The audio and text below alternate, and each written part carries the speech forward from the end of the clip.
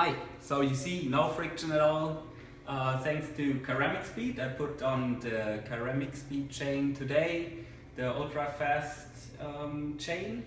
I also ride with a ceramic speed oversized pulley wheel system on my rear derailleur, and bottom brackets, also a ceramic speed, bearings in the wheels. The wheels are actually Cytec, a German brand. It's a really stiff and really light disc, just only 800 grams on the clinches.